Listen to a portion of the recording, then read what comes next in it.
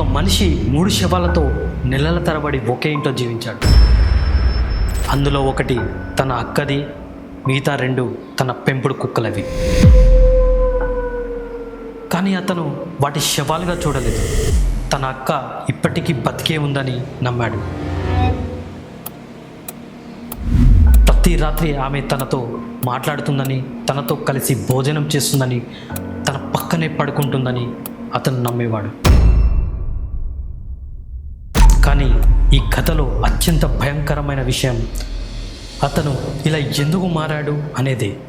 అసలు ఆ ఇంట్లో ఏం జరిగింది? ప్రేమ, పిచ్చా, లేక మనిషిని నెమ్మదిగా చంపేసే ఒంటరితనమా? ఈరోజు మనం తెలుసుకోబోతున్న కేస్ కోల్కతాలోని 3 రాబిన్స్ స్ట్రీట్ హౌస్ వెనకాల దాగి ఉన్న భయంకరమైన నిజం. ఇలాంటి మిస్టరీలు, క్రైమ్ కేసులు, ఇంకా తెలియని నిజాలను తెలుసుకోవాలంటే శివ ఫైల్స్ కుటుంబంలో చేరండి. వీడియో నచ్చితే మాత్రం ఒక లైక్ చేయడం మర్చిపోవద్దు. ఇక కేసులోకి వెళ్దాం.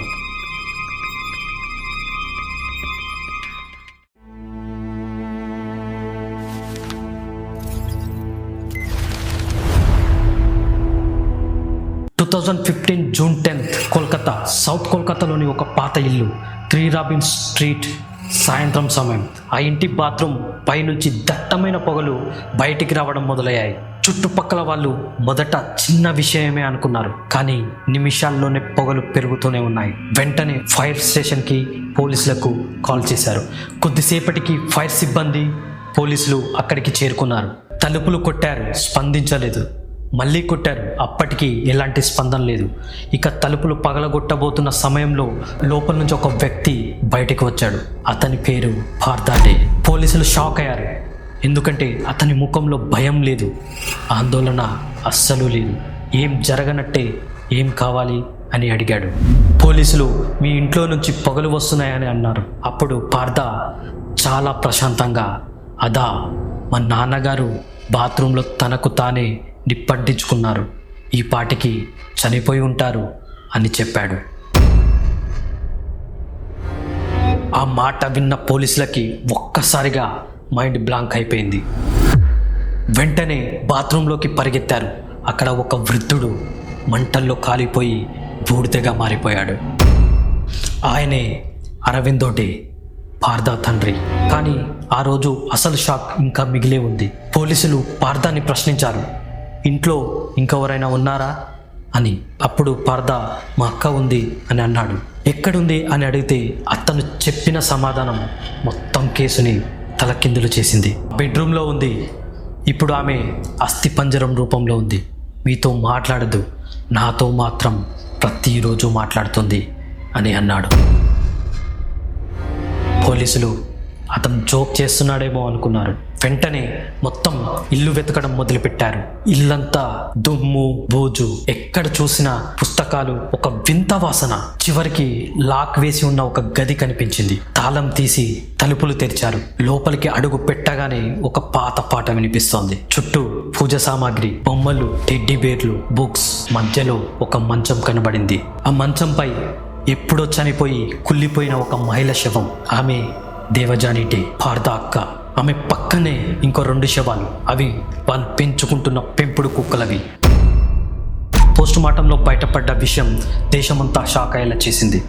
దేవజాని 6 నెలల క్రితమే చనిపోయింది. అంటే పార్థా తన అక్క శవంతో 6 నెలలు ఒకే ఇంట్లో జీవించాడు. కానీ ఇక్కడే అసలు ప్రశ్న మొదలవుతుంది. పార్థా ఒక చదువుకున్న వ్యక్తి, అమెరికాలో ఇంజనీర్. అలాంటి వ్యక్తి ఇలా ఎలా మారిపోయాడు? దీనికి సమాధానం అతని చిన్న వయసులో ఉంది. పార్థా, దేవజాని ఇద్దరు చాలా తెలివైన వాళ్ళు. కానీ వాళ్ళ అమ్మ వాళ్ళని అతిగా కాపాడేది. ఎవరితో మాట్లాడాలి, ఏం చదవాలి, ఎక్కడికి వెళ్ళాలి అన్నీ ఆమె నిర్ణయించేది. ప్రేమ, సెక్స్, బయటి ప్రపంచం ఇవన్నీ ప్రమాదం అని వాళ్ళకి నేర్పించింది. ఫలితంగా వాళ్ళ ప్రపంచం ఆ ఇంటికే పరిమితం అయిపోయింది. కొన్ని సంవత్సరాల తర్వాత వాళ్ళ అమ్మ క్యాన్సర్తో చనిపోయింది. అదే ఈ కుటుంబ జీవితాన్ని పూర్తిగా మార్చేసింది. పార్థా అమెరికాలోని ఉద్యోగం వదిలేసి ఇండియాకు వచ్చేశాడు. దేవజాని కూడా జాబ్ మానేసింది. ఇద్దరు ఆ ఇంట్లోనే ఒంటరిగా ఉండిపోయారు. మెల్లగా వాళ్ళలో ఒక నమ్మకం పెరిగింది, వాళ్ళ కుటుంబంపై ఎవరో బ్లాక్ మ్యాజిక్ చేశారని. జీవితంలో జరిగే ప్రతి చెడు విషయానికి అదే కారణమని నమ్మారు. ఆధ్యాత్మిక పుస్తకాలు చదివారు, ధ్యానం చేశారు. చివరికి వాళ్ళని ఒక ప్రత్యేక వ్యక్తులుగా భావించడం మొదలుపెట్టారు. ఈ ప్రపంచం తమ చుట్టూ తిరుగుతోందని నమ్మారు. వాళ్ళు ఒక చిన్న కల్ట్ ఏర్పాటు చేసుకున్నారు. మొత్తం సభ్యులు 4: పార్థ, దేవజాని మరియు వాళ్ళ 2 కుక్కలు. రోజంతా ఒకే గదిలో ఉండేవారు. ప్రార్థనలు, ధ్యానం, వింత నమ్మకాలు. బయటి ప్రపంచంతో సంబంధం పూర్తిగా తెంచుకున్నారు. ఒకరోజు వాళ్ళ 2 కుక్కలు చనిపోయాయి. దాని తర్వాత దేవజాని ఒక భయంకరమైన నిర్ణయం తీసుకుంది. మనిషి చనిపోయాడు, ఆత్మ మళ్ళీ తిరిగి వస్తుంది అని నమ్ముతూ ఆమె ఆమరణ నిరాహార దీక్ష ప్రారంభించింది. రోజులు గడిచాయి, ఆరోగ్యం క్షీణించింది. చివరికి ఒకరోజు ఆమె మంచంపైనే దేవజాని చనిపోయింది. కానీ పార్థ ఏడవలేదు, ఎందుకంటే అతను ఒకటే నమ్మాడు, అక్క తిరిగి వస్తుంది. ఆ రోజు నుంచి ప్రతి రాత్రి ఆమె తనతో మాట్లాడుతోంది అని అనుకునేవాడు. ఆమెకి భోజనం పెట్టేవాడు, ఆమెతో కలిసి ప్రార్థించేవాడు, ఆమె పక్కనే పడుకునేవాడు. మెల్లగా రియాలిటీ ఏది, భ్రమ ఏది అనే తేడా కూడా మర్చిపోయాడు. ఇక అరవిందోడే ఇదంతా చూసి కుంగిపోయాడు. తన కూతురి శవం, తన కొడుకు భ్రమలు, ఈ రెండింటి మధ్య అతను నలిగిపోయాడు. చివరికి ఒక లేఖ రాశాడు, ఐఎమ్ సారీ అని. తనకు తానే నిప్పండించుకున్నాడు. తన మరణంతో అయినా ఈ ఇంట్లో జరుగుతున్న నిజం ప్రపంచానికి తెలియాలని కోరుకున్నాడు. తర్వాత పార్థకి చికిత్స జరిగింది. నెమ్మదిగా అతను నిజాన్ని అంగీకరించాడు. తను కోల్పోయింది అమ్మని, అక్కని, నాన్నని అని అర్థమైంది. తన జీవితంలో మొదటిసారి చిన్న పిల్లల్లా ఏడ్చారు. కానీ సమాజం మాత్రం అతన్ని ఎప్పటికీ మర్చిపోలేదు. అతని గతాన్ని మళ్ళీ గుర్తు చేసింది. ఆ చూపులు, ఆ మాటలు మళ్ళీ అతన్ని చీకట్లోకి నెట్టేశాయి. 2019లో పార్థ తన అపార్ట్మెంట్లోనే అనుమానాస్పద స్థితిలో మృతి చెందాడు. ఈ కేసు మనకు ఒక విషయం చెప్తుంది.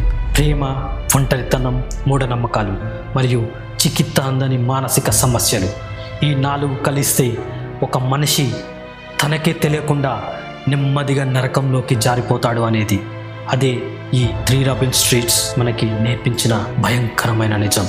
ఈ వీడియో కనుక మీకు నచ్చితే ఖచ్చితంగా లైక్ చేయండి అండ్ మీ అభిప్రాయం ఏంటో కామెంట్లో రాయండి.